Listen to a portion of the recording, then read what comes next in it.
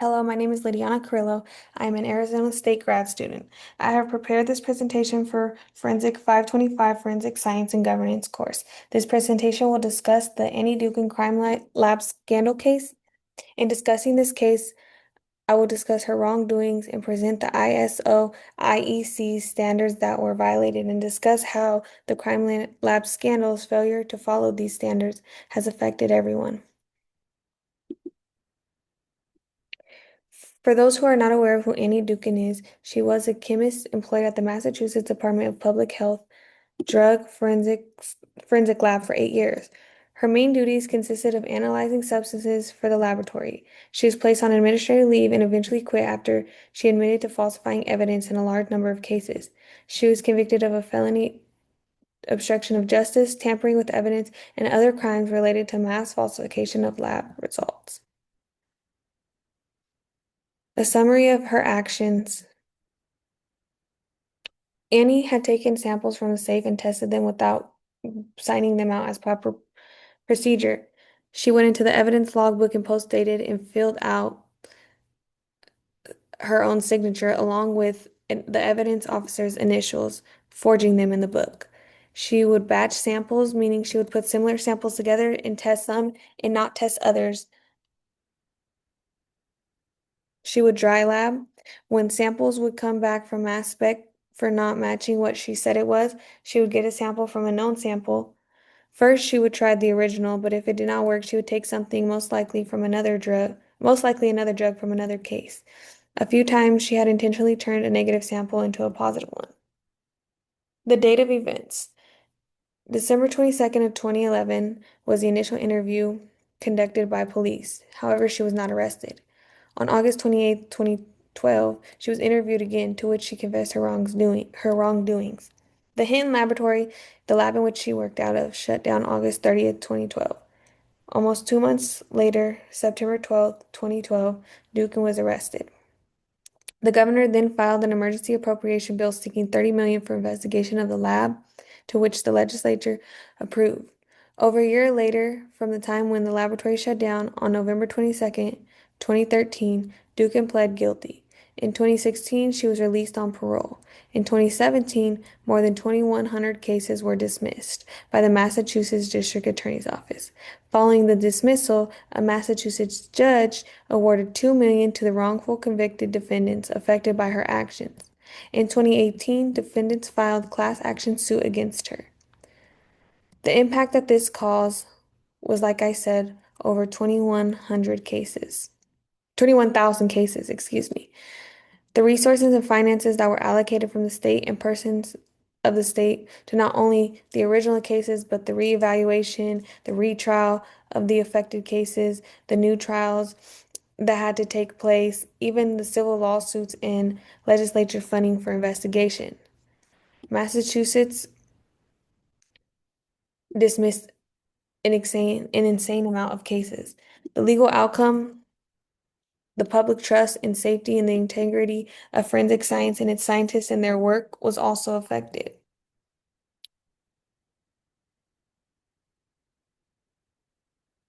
Here's an overview of the ISO IEC standards.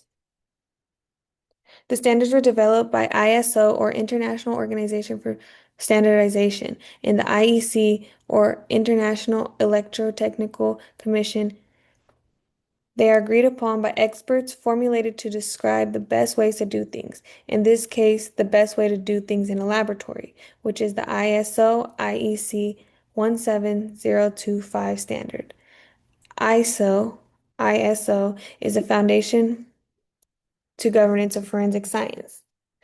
The standards, why it is important, is because it outlines the system of rules and controls of the laboratory in terms of criteria for performing specific types of testing or examination, measurement, or collaboration activities, producing data that are accurate, traceable to standards, and reproducibility. Accreditation to the recommended standards demonstrates that the provider is compliant with the industry established criteria. The content of the international standard covers a number of factors, including valid test methods, traceability of measurements to national standards, accurate recording and reporting procedures, suitable testing facilities. just to name some. The ISO accreditation standards require the implementation of a quality management system, which is a strategy to reduce the likelihood of errors in testing results, data interpretation, and opinions. Good governance in a laboratory fulfills these requirements and leaves a reflection of the laboratory's reputation in a good state. The ISO IEC 17025 accreditation standards foundation is a foundation of governance, ultimately produces a competent, impartial, and accurate forensic testing result. The objective of this presentation is to identify 6 ISO IEC 17025 standards that were violated in the scandal and explain how they impacted the forensic science community.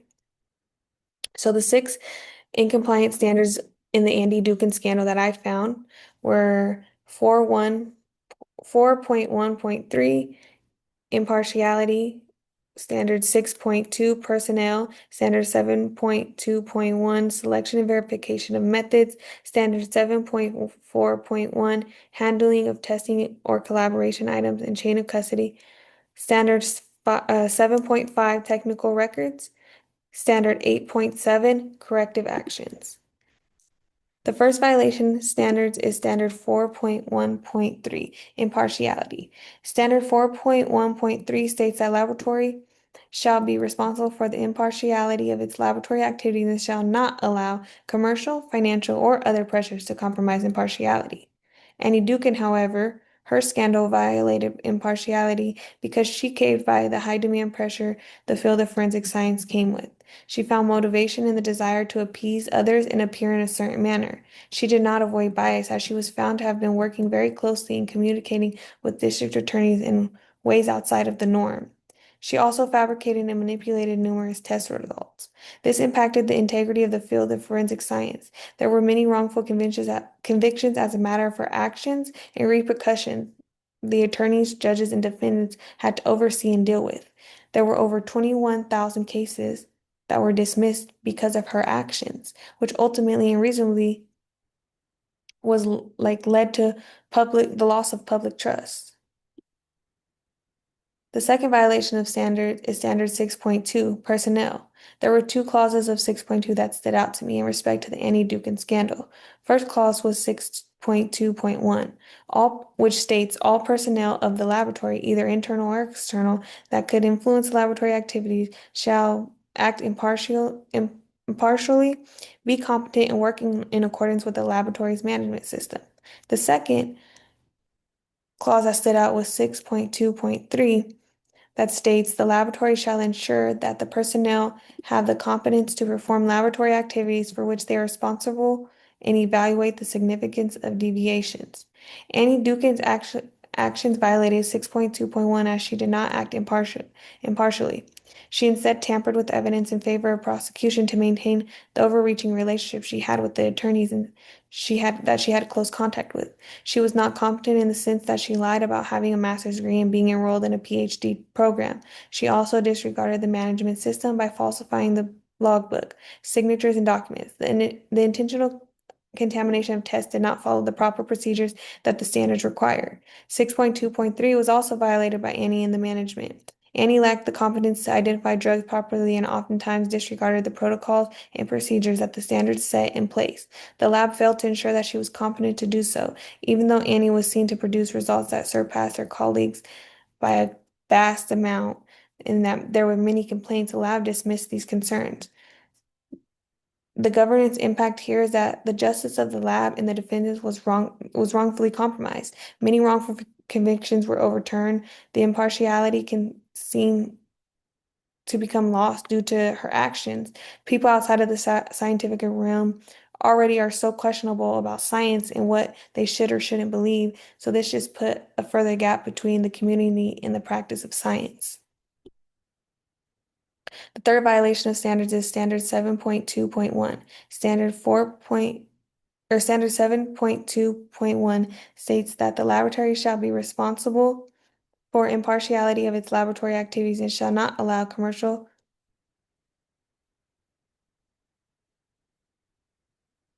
sorry. Standard 7.2.1 selection and verification of methods states that the laboratory shall use appropriate methods and procedure for all laboratory activities and where appropriate for evaluation of measurement uncertainty as well as statistical techniques for analyzing data. This means that laboratories should only use appropriate and proper scientific methods that are validated to understand the measurement of uncertainty or statistical techniques when analyzing data. Annie Dukin's actions violated 7.2.1 because she without a doubt disregarded the appropriate methods and procedures in the laboratory. Dukin batched and dry lab tests. Dry labbing is when a laboratory employee or someone tests results on tests that they report results that they did not test, that they did not perform. It's fraud of a scientific method, if you ask me. She did not take into consideration that not using appropriate techniques would cause uncertainty. The management itself also ignored statistical techniques and the amount of work that Annie was producing. Annie was on average doing 500 tests a month, which was more than all of her colleagues. The government's impact that violating Standard 7.2.1 cause reflects and allows for others to see the failure of the internal system of the lab. This is clear breakdown in oversight and trust within the lab. It also caused legal and financial repercussions because, again, over 2,100 cases were compromised and had to be reviewed. This comes with heavy financial burden for all the mishaps. A lot of evidence may have been disregarded and couldn't have been retested because so much time had passed. It leaves a bad taste in the court's mouth and in the mouth of the public.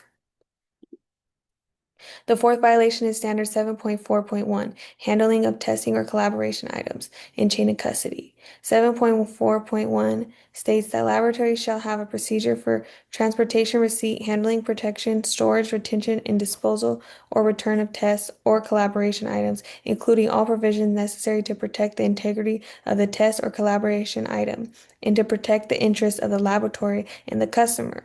Precautions should be taken to avoid deterioration, contamination, loss, or damage to the item during handling, transportation, storing, waiting, and/or preparing for testing and collaboration. Handling instructions provided with the item shall be followed. The ANAB supplemental source to the ISO IEC, which applied 7.4.1.1 for all test items received except known origin individual characteristic database samples, the procedure shall require a chain of custody for all items received and items that are collected or created and preserved for future testing. It should require a chain of custody to securely and accurately identify the individuals or locations receiving or transferring the items and the items being transferred, and the chronological order of all transfers, including the date. A continuance of violation of 7.4.1. Annie Dukin signed out drug evidence from the evidence safe and test test them as being signed out as proper procedure without the proper request of assignment. She also falsified the name on a book log and violated the chain of custody protocol by testing samples, sometimes not even testing them that were not assigned to her. She then signed off on it falsely as if everything was done through the proper protocols and procedures. She unauthorized, she had Dugan's unauthorized handling of the evidence shows how individual mishap can weaken internal controls and will destroy many aspects of the forensic science system. Governance becomes impacted because the tests or evidence she handled no longer become legal in court. However, for a case like this, where it hasn't been discovered for years later, you see the repercussions that follow. Like I mentioned before, there's legal and financial burdens of the court and the liberty of individuals that are affected. The damages to the public's trust and confidence in the forensic field just weakens. The standard violation 5 that I found is standard 7.5.1, technical records. This reads that the laboratory shall ensure that technical records for each laboratory activity contain the result report and sufficient information to facilitate, if possible, identification of factors affecting the measurement results and its associated measurements uncertainty and enable the reproduction of the laboratory activity under conditions as close as possible to the original. The technical record shall include the date and identity of the personnel responsible for each laboratory activity and for checking data and results. Original observation data and calculations shall be recorded at the time they were made and shall be identified with the specific task. In summary, all lab activities should be documented in detail so that the records are able to be reproduced, audited, traceable, they're reviewable. Dukin, however, violated this by constantly falsifying records after the fact. She also frequently signed the name or initials of others to make it seem as if she followed the proper procedure and as if their peer reviews were properly conducted. She had no accountability. There was no level of accountability she was held to. She also, in many cases, never conducted any testing, so there was no real data or observations or foundation behind what she was reporting, meaning that there was no original production. If there's not any original production, then there's no ability to reproduce information if it was not produced in the first place. Once again, another standard leads to the loss of integrity and compromising of over 21,000 cases. Her conduct undermined the public's trust once again, creating work in which could not be traceable or produced, destroys the lab's credibility, all of which lead to revealing the truth of the lab, the failure of an oversight. Violation 6 is standard 8.7.1, corrective actions. It reads that when a nonconformity occurs, a laboratory shall evaluate the need for the action to eliminate the cause of the nonconformity in order that it does not reoccur or occur elsewhere. In other words, when something goes wrong, the lab must find out why it happened, not just fix the result or dismiss it. They must find the solution to the core of the problem. This focuses on eliminating and identifying the problem from the core so that you don't see it again. The scandal that Annie Dukin performed in the lab, they were aware of her misconduct in the laboratory prior to her arrest. There were many signs and situations they'd questioned her about chain of custody previously and just kind of dismissed it. Um, there were plenty of complaints from her colleagues, but despite all of these signs, the lab failed to take any timely, appropriate actions and led to more misconduct. This led to a huge governance impact. The laboratory was closed and shut down. There was $30 million allocated by legislature to investigate the laboratory scandal, and she was sent to prison, and the trust in the system plummeted.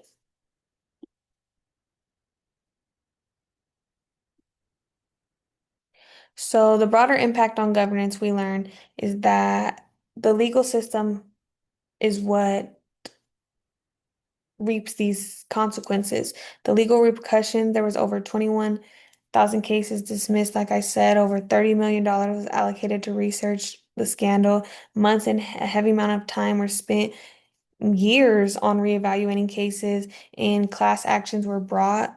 There was a loss of public trust. People became skeptical of the labs in general and their ability to produce reliable results and unbiased evidence, especially from the people who spent time in jail or prison. While it is easy to focus on the negative side, there was a positive growth that we've seen.